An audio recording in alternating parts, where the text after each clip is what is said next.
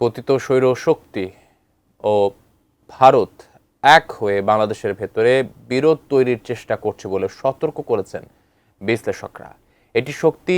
এই শক্তি সেনাবাহিনীর সঙ্গে জনগণের দূরত্ব তৈরির চেষ্টা চালাচ্ছে বলেও অভিমত তাদের।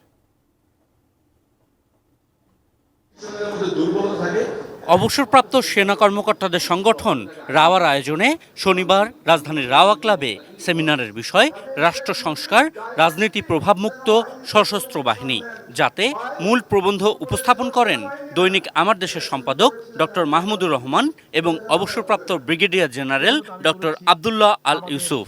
সশস্ত্র বাহিনীকে রাজনীতি নয় বরঞ্চ দলীয় অপরাজনীতির প্রভাব মুক্ত রাখা প্রয়োজন, আর সেজন্যই আমাদের প্রয়োজন জনগণের সঙ্গে দূরত্ব কমানো।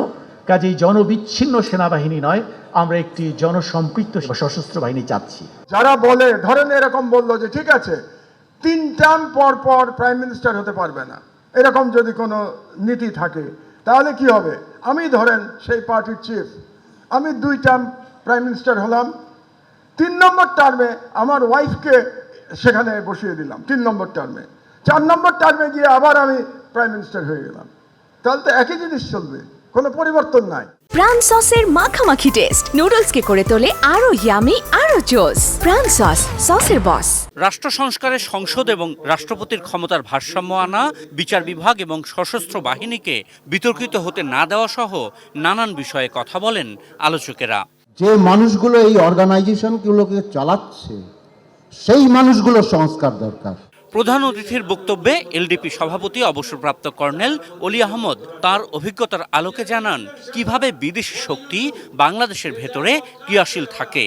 ভারত কখনো বাংলাদেশের উন্নয়ন চায় না। প্রশিক্ষণের জন্য সশস্ত্র বাহিনীর কোনো সদস্য যেন ভারতে পাঠানো না হয়, এটার জন্য সেনা প্রধানকে বা অন্যান্য প্রধানদেরকে অনুরোধ করব। কারণ ওখানে যাওয়ার পর অনেকে অনৈতিক সমস্যায় জড়িয়ে পড়তে পারে। অতীতে অনেকে জড়িয়ে পড়েছে, যেমন হোসাইন মোহাম্মদ এরশাদ। বিস্তারিত আমি বলতে চাই না, কারণ আমি জানি ঘটনাগুলি। তাদের ব্যাপারে সর্বদা সতর্ক থাকতে হবে।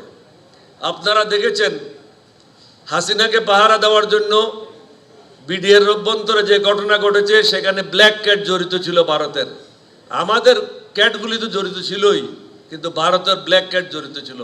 আওয়ামী লীগ এবং ভারতের মধ্যে বাংলাদেশে কোনো পার্থক্য নাই, যা আওয়ামী লীগ তাই ভারত বাংলাদেশে। কাজে এরা মিলিতভাবে বিডিআর হত্যাকাণ্ড ঘটিয়েছে এবং বাংলাদেশ সেনাবাহিনীর মোরাল শেষ করে দিয়েছে ওই 48 ঘন্টার মধ্যে। আশিকুর রহমান অপু, এটি নিউজ, ঢাকা।